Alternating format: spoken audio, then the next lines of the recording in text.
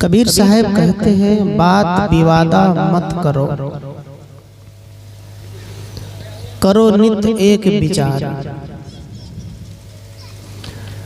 राम सुमिर चित लाए के सब करनी में सार। और अभी भजन भी सुन रहे थे कि जरा धीरे गाड़ी हाँको मेरे राम गाड़ी वाले। ये गाड़ी क्या है, ये राम क्या है, हाँकने वाला कौन है?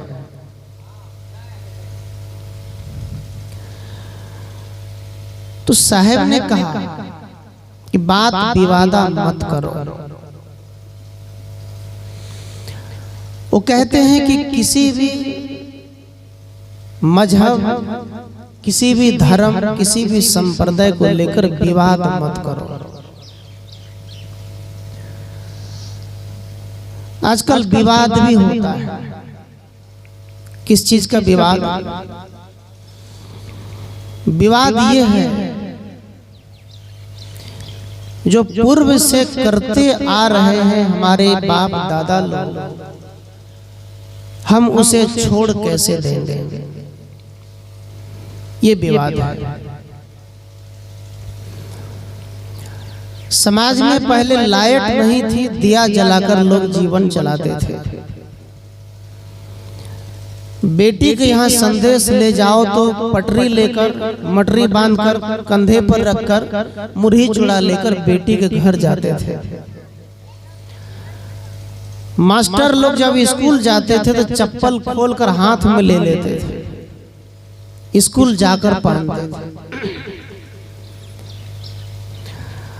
पहले के रिवाज था पत्ता में भोजन करते थे, बैलगाड़ी पर बारात जाते थे। पहले के रिवाज था कि बाहर वाले नाचते थे, घर वाले भोजन बनाते थे। अब घर वाले नाचते हैं, बाहर वाले भोजन बनाते हैं। ये विवाद है। साहब कहते बात विवादा मत करो, एक नित विचार करो।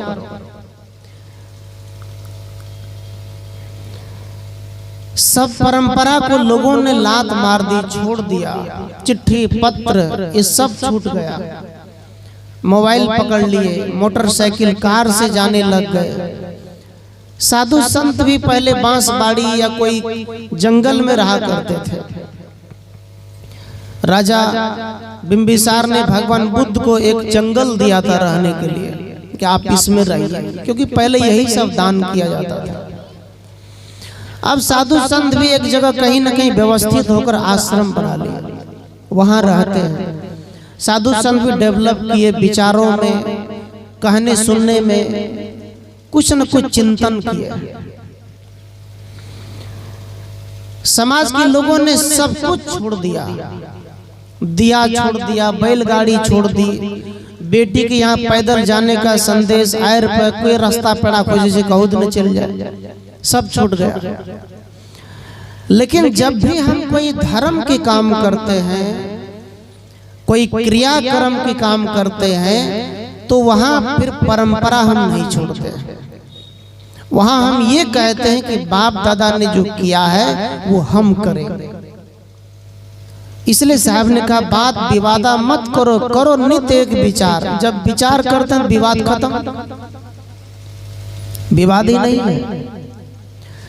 राम सुमिर चित लाए के सब करने में सार। साहब कबीर कहते राम का सुमरन कर, राम का सुमरन। ये सभी कार्यों में एक उत्तम कार्य है, सब करने में सार।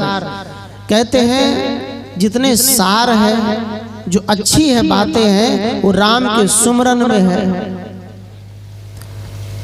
लेकिन यहां भी सोचने की बात है कि राम का सुमरन, किस राम के सुमरन? राम राम सत्य तो बोलते हैं अंतिम समय में, और जब कोई मर जाता है तो कागज पे लिखते हैं फलाना आदमी का स्वर्गवास हो गया।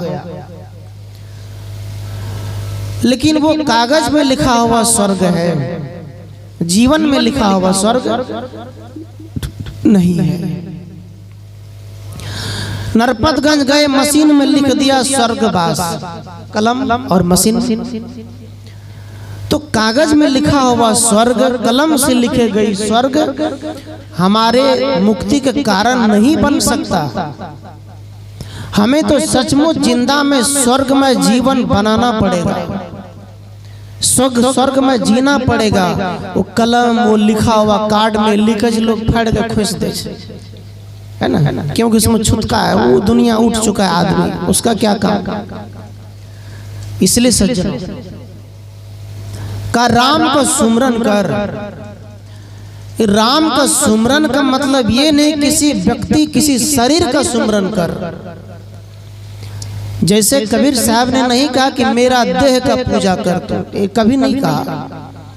भगवान गौतम बुद्ध ने नहीं कहा कि तू मेरी देह की पूजा कर। गुरु नानक देव ने नहीं कहा कि मेरी देह की पूजा कर। उन्होंने कहा राम के सुमरन कर।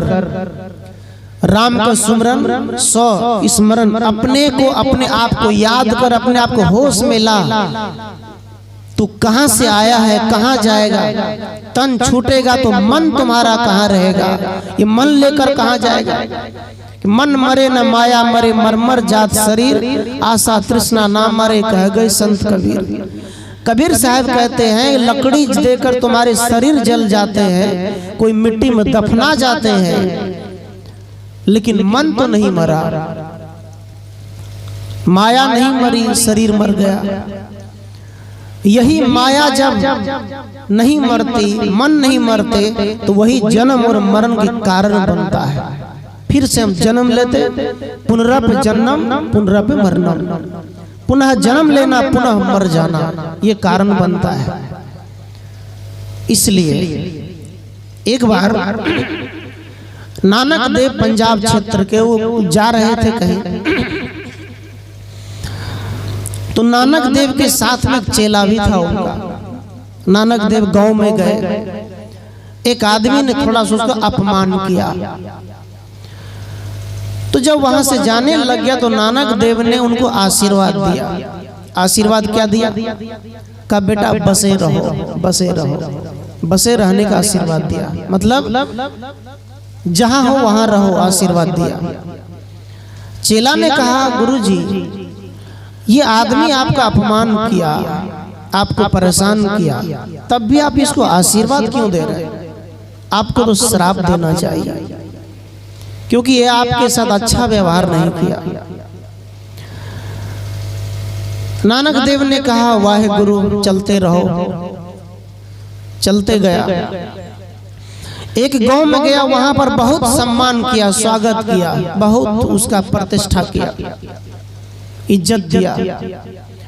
तो नानक देव वहां से जब जाने लगे तो उनको कहा बेटा उजड़ जाओ, आशीर्वाद, उजड़ जाओ।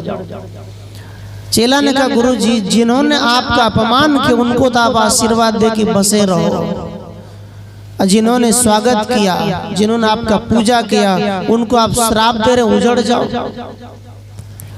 आपको कौन मानेगा, आपके वाणी को कौन सुनेगा? तब नानक देव ने कहा बेटा बात ऐसी है,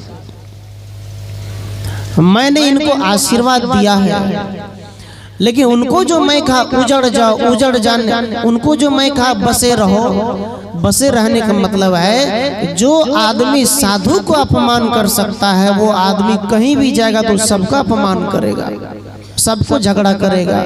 इसलिए मैंने उसको कहा कि बेटा तुम जहां हो वहीं रहो, कम से कम जिस गांव में वही लोग परेशान रहेगा, बाहर का तो नहीं रहेगा, उसी घर में रहो, बाहर मत जाओ। दूसरे आदमी के लिए कहा कि इनको तो करे उजड़ जाओ, इसका मतलब कहा ये आदमी अच्छे व्यवहारिक आदमी है, इसके अंदर ज्ञान है, भक्ति है, इसलिए मैं कहा उजड़ जाओ, यहाँ से दूसरे जगह जाओ ताकि वहां भी दूसरे को तुम ज्ञान बांट सको, दूसरे को भी तो ज्ञान बता सको, दूसरे का कल्याण कर सको। इसलिए मैं कहा तुम उजड़ जाओ, अरे यहाँ से वहां भी जाओ, यहाँ से उधर भी जाओ। इसलिए कबीर साहब ने कहा बहता पानी निर्मला, बैठा गंदा है।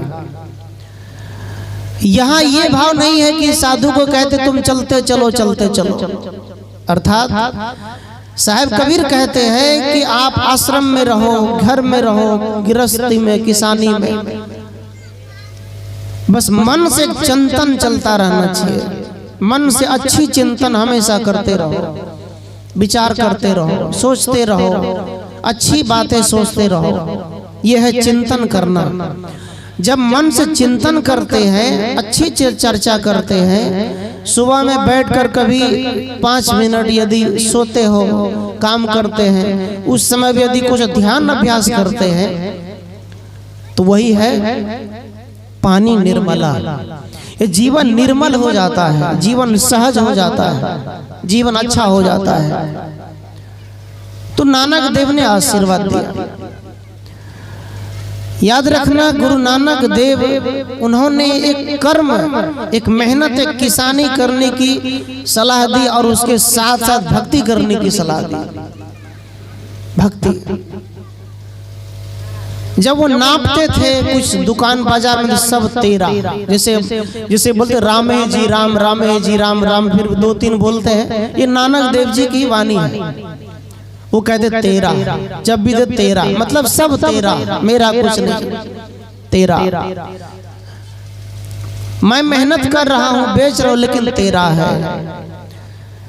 इसी प्रकार श्राद्ध में जो बैठे हैं, पुत्र है, बहू है, वो ये कहे कि पिताजी ये सब आपकी है, हम आपके संरक्षण में हैं, आपके साथ हैं, आपके खा पी रहे हैं, ये आपके हैं। तेरा तुझको सौंपता क्या लागत है। जो बेटा राम को सुमरन करता है, तो राम के सुमरन करने वाला बेटा यदि माँ बाप में बंटवारा होता है, तो ये शब्द बोलते हैं पहले। जो राम के सुमरन करने वाला है, सब भाई को बोलेगा आपको जो लेना है ले लीजिए, मेरे साथ मेरे माँ बाप को छोड़ दीजिए। जो राम को सुमरन करने वाला वो यही करेगा। सब करनी में सार। याद रखना, राम के सुमरन को अयोध्या के पुत्र की बात नहीं है। कबीर साहब के तो भीतर की राम की सुमरन कर। वो राजा दशरथ के पुत्र, सीता की पते, लक्ष्मण के भाई की बात नहीं है। यहाँ तो भीतर की बात है, जो राम के अंदर था उसका सुमरन कर, उसका ध्यान लगा दो, अपने आप में लौट, अपने आप को होश में ला, ये सुमरन कर। सब करनी में सार। तो हम विवाद में ही पड़े हुए हैं। विवाद मेरा ये है कि हम समाज के लोग क्या कहेगा, नहीं करेंगे तो वो कहेगा क्या करेगा, हम उसके द्वार पर नहीं जाएंगे, भोज नहीं खाएंगे, पार्टी पॉलिटिक्स हो जाएगा। ये सारी बात पीड़ कुटे छे माता सब हो तो विवादे छे। अब ये पीड़ कूटते हैं माता लोग, पुतौ खुद अपने सासू के। यही बात जब किसी गाली में निकल जाएगा तो पीड़ कूटबो तो झगड़ा उठ जाए। तो आप सासू को पीड़ कूटने का मतलब गाली दे रहे हैं, गाली दे रहे हैं, उखरी में देकर कूट रहे हैं। तो इसका मतलब है कि आप अपने सासू को, अपने ससुर को गाली दे रहे हैं कि तोर पीड़ कूट रहल छु, मरे के बाद गैर दे रहल छु। ये बिल्कुल उल्टा, बिल्कुल विपरीत। इस बात को पंडित जी आपको बता ही नहीं सकता कि ये मत करो। थोड़ी सी चावल कूट लिए, रो लिए, कान लिए, आ रहे उसको दुख दर्द में रोना चाहिए। कबीर उल्टा ज्ञान का कैसे करूं विचार, बैठे से ही पथ कटे चला चले नहीं पार।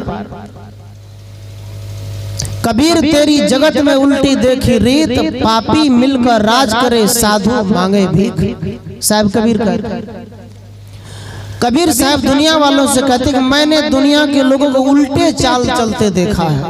उल्टा चाल, उल्टी चल रहे हैं। उल्टी क्या है? जीवित में अगरबत्ती गाड़कर भोजन नहीं दिया जाता, मरने के बाद बाड़ी में पत्ता में अगरबत्ती दिया जाता है। ये उल्टी चीज रीत है, ये उल्टी चाल। इसलिए कहा मुझे ये बात अच्छा नहीं लगता, नहीं लगता। कबीर साहब कहते जो खाता नहीं उसे 56 भोग लगता, जो खाते उसे कुछ नहीं। ये उल्टी रीत है तुम्हारी। लेकिन वास्तव में कबीर के हिसाब से ही आना पड़ता है। चढ़ा दिया फिर उठा के अपने गटक गए, ये होता है। कबीर साहब कहते हैं कि तुम घर में यदि कोई मर जाए तो 13 दिन छुटका मान लेते हो। एक ऐसी मंदिर है काली की जहाँ तुम बलि देते हो, बकरे भैंसा काटते हो, तो वहां भी तो छुटका है। ये तुम्हारी उल्टी चीज रीत है, उल्टी चाल है, मैं इसको नहीं मानता। जहाँ बलि प्रथा है, जहाँ बलि मूर्ति के सामने बकरे भैंसे को काटे जाते हैं, वहां कबीर साहब कहते हैं वो मंदिर नहीं है, वो तो कसाई का खाना है, वहां कोई देवता नहीं है। तुमने राम की नदी बहा दी, तूने राम को मार दिया, तो वहां मैं क्यों जाऊं? पापी मिलकर राज करे, साधु मांगे भीख। कबीर साहब कहते हैं कि आज भी ऐसे ढोंगी पाखंडी जब पंडाल लगता है तो वहां अरबों खरबों लोग दान कर देता है।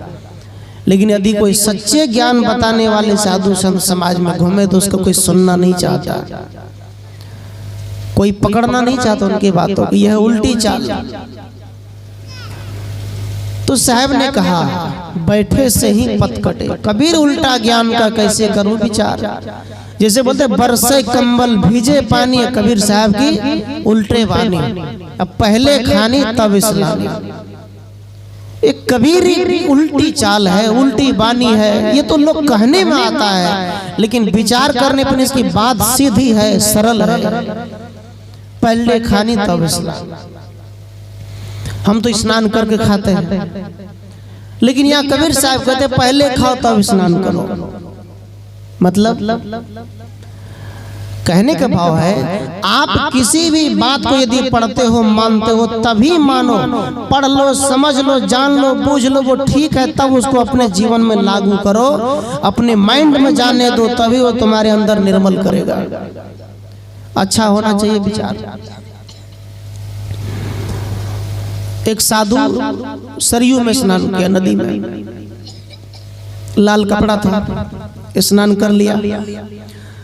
स्नान करने के बाद उसने चेला को दिया कपड़ा का, बेटा जाओ इसको सुखा देना। पिलर पे रख दिया। जा रहा था, मोटरसाइकिल वाले बहुत आए, रुक गए, गाड़ी लेके अगरबत्ती धूप करके बस तमेव माता च पिता तमेव करने लग गए। उधर से गुरु चेला आया, अपना गमछा उठाया, चल दिया। अरे ये तो मेरा भगवान था। अरे तेरा भगवान ने मेरा कपड़ा था, मैं कपड़ा सूखने के लिए दिया था। ये है भरम। तो कबीर साहब कहते भरम में मत फंसो, भरम में मत जाओ। जो आदमी कबीर को नहीं मानता है वो कहीं ना कहीं हाथ दिखाते फिरता है, मेरा देखो भाग कैसा है, मेरा भाग, ये भाग दिखाता है। बाबा देखिए एक बार, यदि सच्चे कबीर के विचारक होंगे तो आप हाथ नहीं देंगे, हौर पालो लेकर खेत जाएंगे और वहां से आएंगे तो ध्यान चिंतन मेहनत करेंगे, पैसे की बचत करेंगे, परिवार में प्रेम से रहेंगे और भजन करेंगे आत्मा राम की। इसके बाद और कोई भरम भूत नहीं है और कहीं पढ़ने की जरूरत नहीं है। ये कबीर साहब सीधा संदेश देते हैं। कबीर साहब का ये आदेश है, हमको मानना चाहिए हम सबको, लेकिन नहीं मानते हैं। तो बैठे से ही पथ कटे चला चले नहीं पार। कबीर साहब को तो बैठ जाओ पार लग जाएगा, चलने से पार नहीं लगेगा। आज भी काशी में लोग जाकर जलाते हैं कि कहा कि काशी में जलाएंगे तो माता पिता मुक्त हो जाएगा। तो काशी में जितने लोग हैं वो तो सब मुक्त भे गए, लोग तो कोनो पाप नहीं लगता।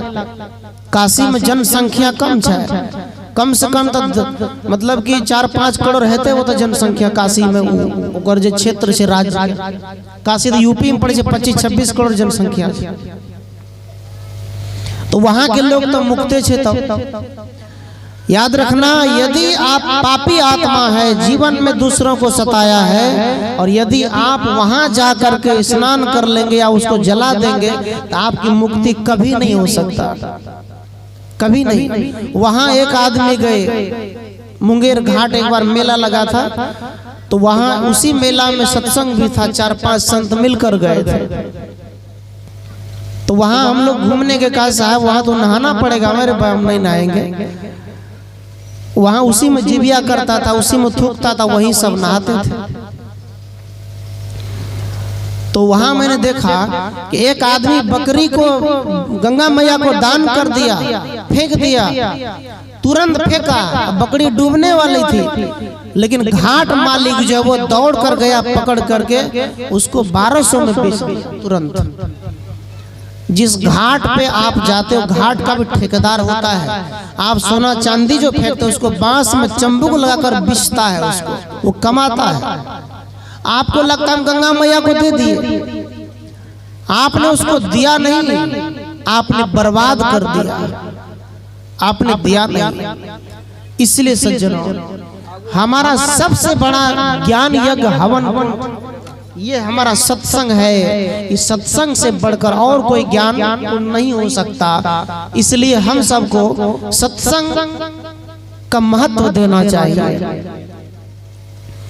सत्संग की महत्व बहुत है, हम जब समझें तो।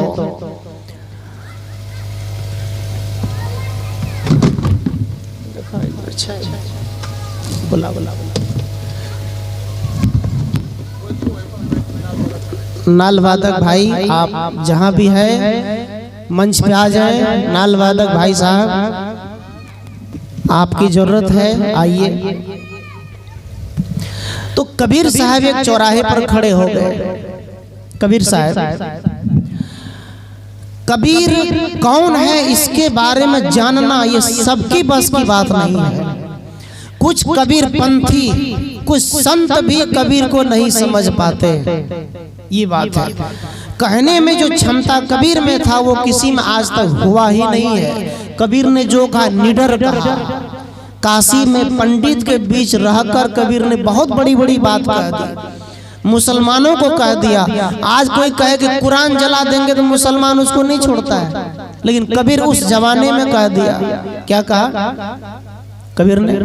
कहा कंकड़ पत्थर जोड़ के मस्जिद लिए बनाए, अत्ताचड़ी मुल्ला बांग दे बहरा हुए खुदा। कबीर ने कहा तेरा खुदा जो बहरा हो गया, इसलिए तुम्हें आवाज देना पड़ता है, सुनता नहीं है। हम लोग भी राम राम राम राम, एक एक बात को राम राम 24 घंटा बोलते रहते हैं। 24 घंटा एक एक शब्द को नहीं बोलते। दोनों में कोई अंतर नहीं, उधर आवाज दे रहा, इधर हम दोहरा रहे। याद रखना, राम सुमिर चित लाए के सब करनी में सार।